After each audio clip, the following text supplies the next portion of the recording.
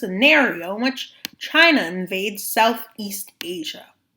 And the first thing that happened is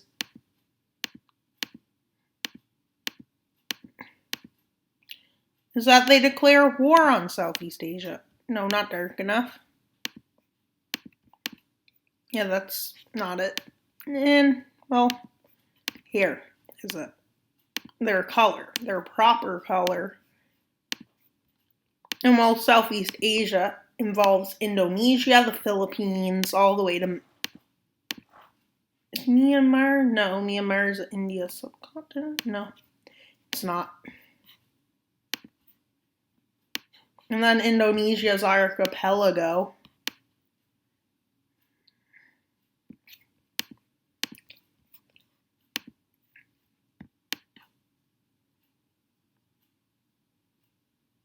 Oh, yeah. And well, then they continue. Yeah, East Timor is a part of it. And there's a mistake in the map. Well, unless you want a social credit score of unlimited, but no controversy needed to achieve it.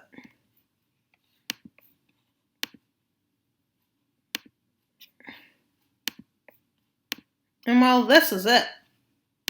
And now let's fix the map. Taiwan would be East Asia. So yeah, the first thing to happen is that China decides, let's invade it from the north. This is very unlikely to happen because I believe, China has a lot of good relations with them, not them, not them, not them, not them, not them. I don't know about Thailand, so maybe I should not. And the first thing China does is advance into northern Myanmar. Because that's what they're prepared to do. And they make it about there. And then they stalemate. But eventually they break the stalemate. And they move south. But as we all know, someone is very easy to invade. And you know what they do? They regroup.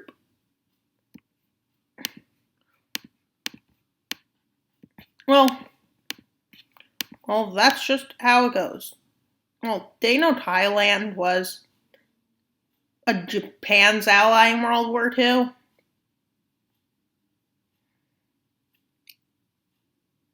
And they push in. They complete an encirclement and take it out.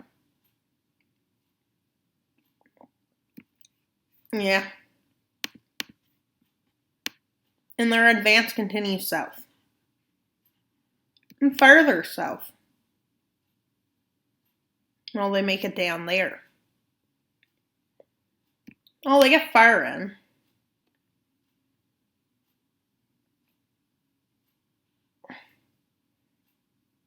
They make an encirclement, which the encirclement quickly falls.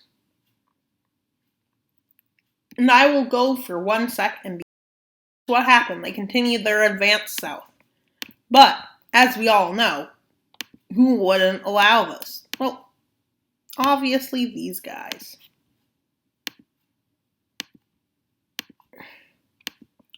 America couldn't stop them. Obviously the second most powerful nation can't. Yeah, it's crazy to believe. And their campaigns go really successful. They even cross borders. And they push up. They don't really take most of the country. All they succeed in is cutting off supply lines. Which, at this time, this is when China initiates Operation their claim to the South China Sea by landing in Brunei and pushing down into Malaysia. Malaysia moves troops from front lines there to here, which allows for a bit of a pushback towards Bangkok. But Thailand is like, what are you trying to do? And they take back their city. Actually, I don't know what their real name is, but I do know it's not that. And they push the guerrilla fighters back, but not really. They push back Cambodia, splitting it off from southern Vietnam, but Vietnam does not give up. They land in the Philippines, which is a massive move.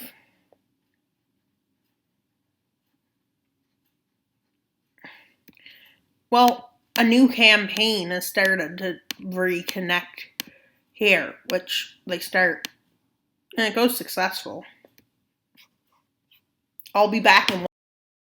So China pushed further into the island of Borneo and into the Philippines, but the guerrilla fighters have gained land along with the last remaining Thailand resistance. Well, not last remaining, but the only. Yeah, Malaysia now gets a violent landing, but there is a few things this side has on their side. This island's impossible to take. Indonesia, but only China is fully mobilized. With a bunch of encirclements being taken out by the Vietnam guerrilla fighters. And they push back some of the encirclements. While in other areas, they're trying to get them away from the coast in just some areas, like here. In here, they manage to encircle them, but it doesn't really matter when that's what you're up against. No. And the Philippines starts a pushback of under-equipped forces. Well, and a lot of islands are under-equipped. It's kind of hard to help a bunch of islands. And they cut off the Navy, which China's Navy, I'm going to use this color to represent today, even though it's not the same as it should be.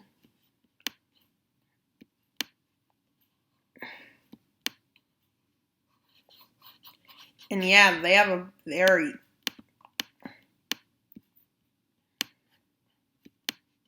this is how their naval dominance. They have a big blockade to get there.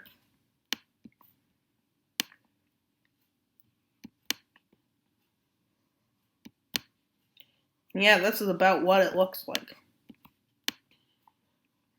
Well, the areas for the war that are important. Yeah, not everywhere is important. Well, I'll go for a second just so I can fill it in. As we can see by naval dominance, China still doesn't have dominance over there, but they have full-on blockade of Thailand, so they're getting no aid. America is secretly aiding them, along with Japan and Russia and them. They're all secretly funding aside. Well, some notable changes are starting to happen. Now, along with Borneo's campaign stalling out, Sumatra's, Thailand's stalling out, and with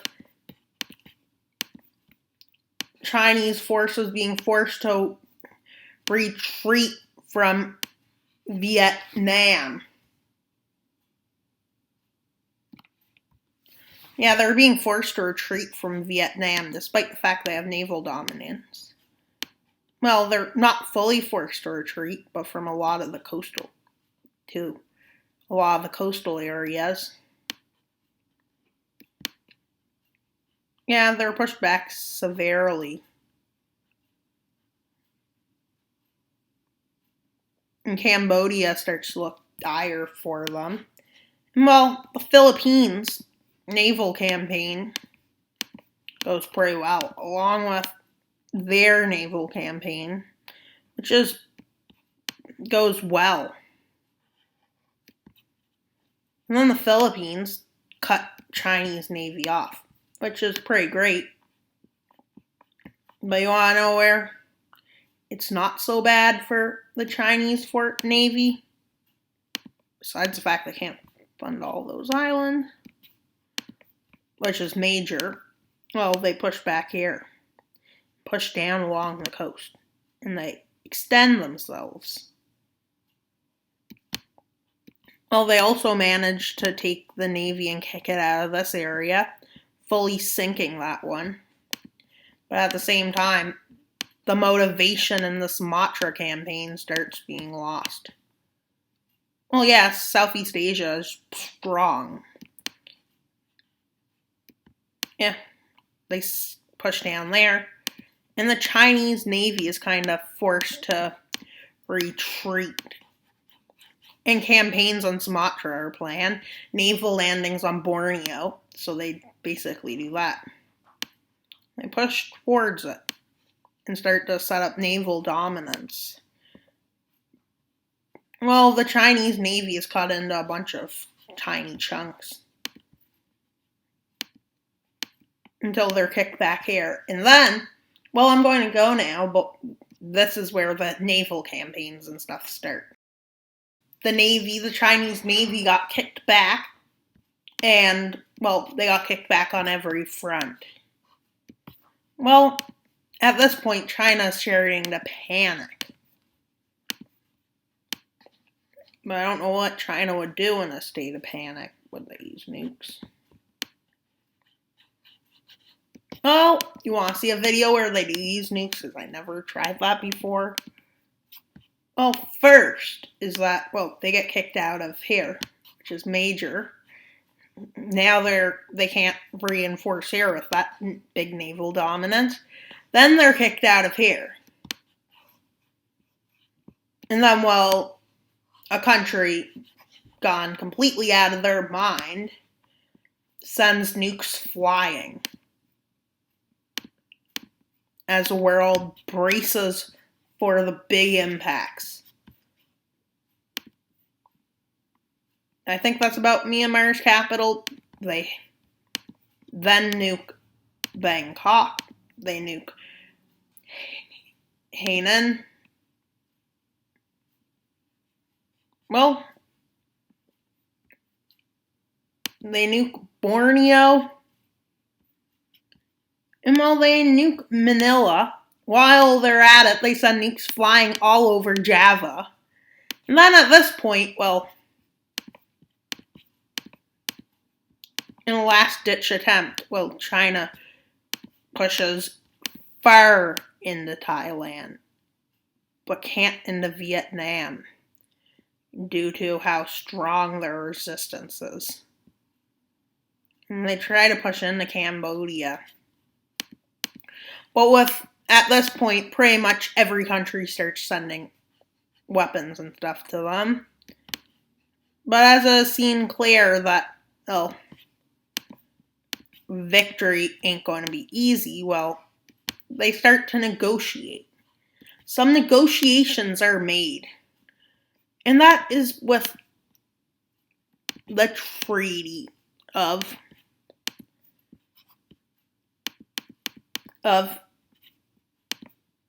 Hainan, or Vietnam's capital treaty.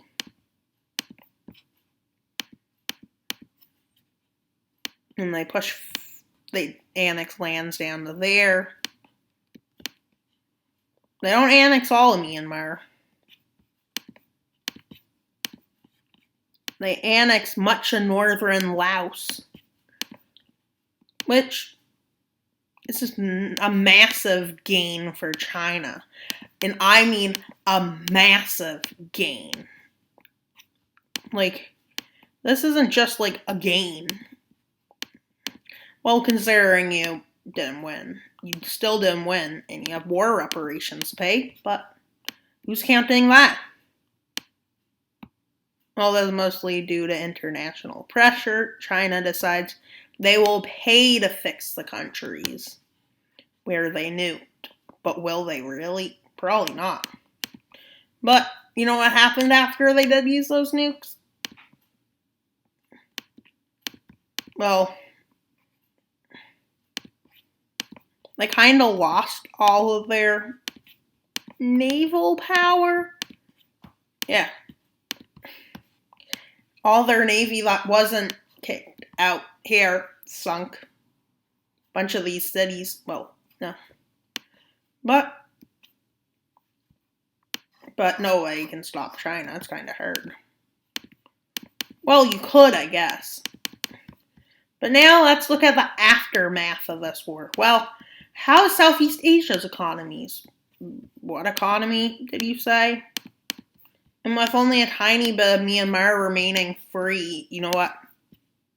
Thailand is like, why would we just leave this tiny chunk so they can have money to pay their reparee? Well, China has been, economy is destroyed because somebody who wasn't involved in this war decided it would be a great idea to shut all banks to China. Now everybody's economy is ruined. Russia's is, Germany, France's, Britain's, Bulgaria's, everybody there, Algeria, Morocco, South Sudan, Saudi Arabia. Oh man, my economy is destroyed. Yeah, man, you can't destroy my economy. It's already destroyed.